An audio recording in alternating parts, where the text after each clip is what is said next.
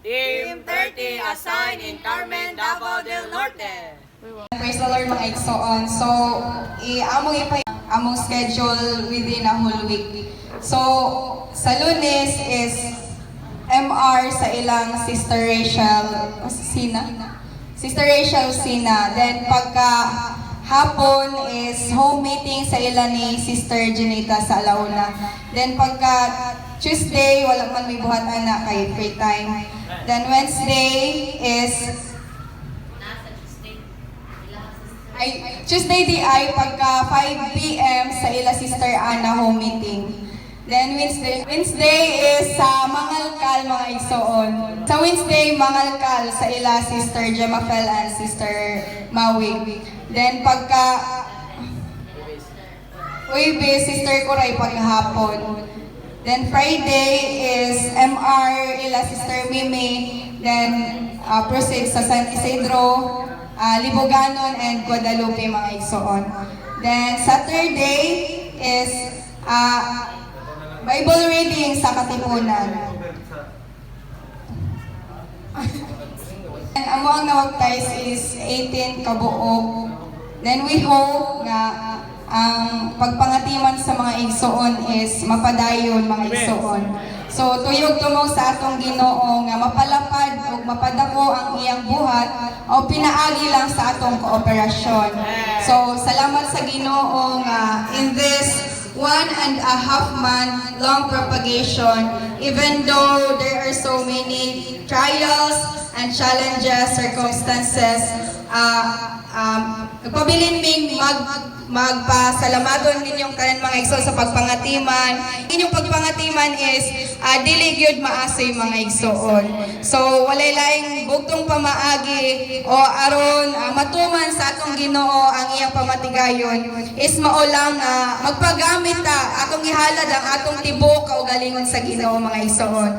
Then especially young peoples in Church in Carmen, Church in Panabo and Church in Santo Tomas is we're hoping andamo nga ihalad ang inyong kaugalingon alang sa pagtuman sa pamatigayon sa atong Ginoo mga igsoon.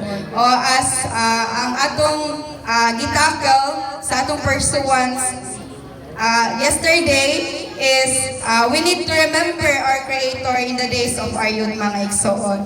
Because makambunta tang ang tanang butang is full of vanity and vanities. Puno sa kakawangan sa tanang kakawangan. O ang dili kawang is maulang ang pagpangalagad sa atong Ginoo mga igsoon. So we're encouraging you nga mo training mo PTO in this coming batch 28 mga igsoon. Amen. Praise the Lord nga especially Sister Jelly, Brad J. Mar, o sa mga isong namuna Sister Mimi, Brad Loloy, is salamat sa inyong pagpalangla na mo. Amen. Kundi ay si Sister Joanna Ting, gikan ko sa Church in Cantilan, Surigao del Sur. 19 years old. Men, lamat sa Ginoo mga igsoon. Kundi si Crystal Flores, for short, Kawarang Kanman. Akong Belido Flores na igsoon. Gikan ko sa CI sa Zamboanga, Silugay. And tayo itong Ginoo, salamat sa grasya kaluoy sa Ginoo mga igsoon. Kaning among pag-training, nakalaho tayo minining igsoon. Binasa among pag-serve aning iglesia sa Carmen mga igsoon. And tayo itong Ginoo nga sa among kisanatian, nadyo yung mga tao nagahi o kasing-kasing igsoon.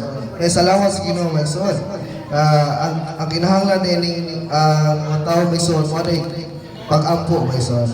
Pero bisa pa ni mga igsoon, ito ni katuot sa Ginoo mga igsoon.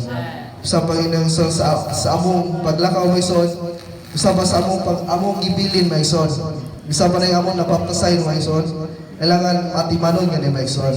Kaya ito Ginoo nga, sa itong pangatiman, dili yung lalim mga timan mga igsoon. Bisa pa ni yung lakuan misa sa inahan mga igsoon. Ang pangatiman kailangan dagan yun o pag-antos mga igsoon. Dagan o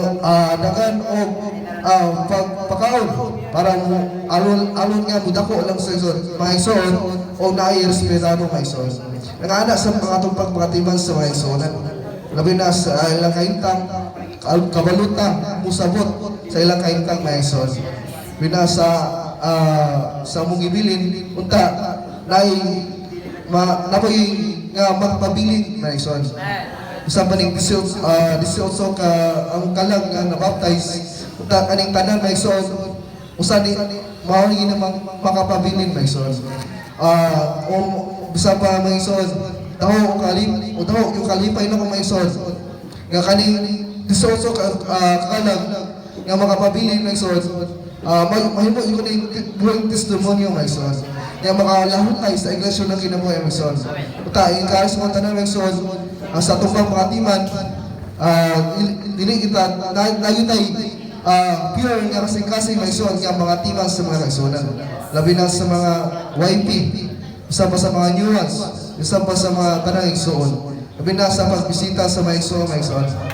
Kailangan tayo atong iliso, atong una-una. Nga diya sa Ginoo nga ang atong pagpangalagad alang doon sa pagdukot sa balay sa Ginoo igsoon. Amen. Hallelujah. Amen. Praise the Lord. From Church in Lakewood, Zamboanga del Sur. So, salamat sa Ginoo din gidalami sa Iglesia sa Carmen, the Team 30. Then, sa diyang pagsugod na mo maison sa ang luwad yun sa service namo throughout sa among long propagation is to shepherd the saints mga ison. So, in our 1 week, doon namin schedule gospel, almost 30 people nga among na-contact, pero walay nidawat ang mga ison. Apan, sa diyang padayon ang panahon, sa among second week, doon namin na-baptize, kuya ni Ate Jessa, nila Kayla, then also trabahante ni Bradodo, and even ang mama ni Brother Edgar, ang wapong na-impartan sa kinabuhi sa Ginoo mga ison. So ako lang isaysay ang mga kahimtang kung diin diya sa iglesia doon na gina ay problema o panginahanglan mga igsoon. So isip mga nangalagad, so gisaysayan ta sa book ni Wesley nga dili lang igo nga katong nangaluya or nangapandol doon ay bagong pagsugod mga igsoon. Even us na naa sa service ingo ako doon tata nga doon na ay bagong pagsugod mga igsoon. So dahil ko na Ginoo throughout sa among long propagation makita na to, dako pa yung kinanglanon ang atong iglesia mga igsoon. Even doon na tayo part na ipangatiman sa Santo Tomas. Actually, doon namin 1 week propagation dito. Then, almost half the numbers of the souls, 7 souls ang among nabaptize mga igsoon. Also, naka-establish me through meetings dito kay ang ubang mga igsoon na among nabaptize, mga nuance, busy pa man. So, drop finding out mga igsoon. So, nag-aon po kami sa mga full-timer sa Santo Tomas. Makapadayon sila. And also, hapon may meeting sa agong part na sa tagong dayon. Ipadayon ko ang pangatiman ng mga igsoon. Dayon, nag-aon kami sa mga YP, sa Katipunan, Langoy Aldon, Laiban, sa mga sisters na magpadayon na punta sa atong pagkapil of YP meetings mga igsoon. And sa mag-pursue gapon, sa tinanglan, kung tuman nato atong magbubuhat sa adlaw sa atong pagkabatanon mga igsoon.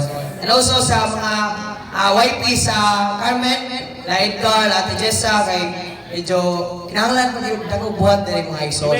Dayon, sa mga balaa, dako akong pasalamat din sa inyong pagpangatiman, wala nagulang, both spiritual and material. Siguro, di mo po makita nga napasume kay dako ang kristal, except ni Johan, diet lang siya. So, kami kristal, basta tagalog pagkaon, pagkaon yun may mga igsoon. Dayon, sa spiritual nga bahin, sa mga nag-guide na mo, dako akong pasalamat din. Even though sa bugoy kayo may isa medyoan, butan mo na oh Lord. So sa among team kay dili pa kayo ng fully transform. Apan salamat sa Ginoo nga pagmansay mao di ang pagi aron may mo nang matransforma mga igsoon. Dayon sa matag iglesia ug matag dapit mga igsoon, naglaom mi nga alawanan pro tagsa nato nga magpalayo sa pagpangatiman mga igsoon. Yan isa among iglesia nga among ginikanan. I was 3 years ko nangatim uban sa akong dito nangatiman as a YP coordinator sa among district mga igsoon. So maagi mi pipila ka suba ay ang maabot. So wala na kay kadiri kay ang atong dalan highway ra wala kay lisod nga agianan pero sa among mga igsoon nakakontak ko last time ang mga trainees na niwang kay tungod sa bukid sa among area mga igsoon. Salamat sa Ginoo nga kini nga among pagpangatiman naglaom mi sa mga na-establish meeting namo makapadayon ng sa nato mga igsoon. Amen. Praise the Lord. Bye, Carmen. Say goodbye! Video na, boards. Oh, video. Ano may bata ko? Wala man nakita. Sige, layaw! Dili, team 30. No, nagsabog-sabog pa. Sige, 1, 2, 3. Team 30 assign in Davao. Carmen. Team 30 assign in Carmen, Davao del Norte. 1, 2, 3, video. Bye-bye, guys. Kuya!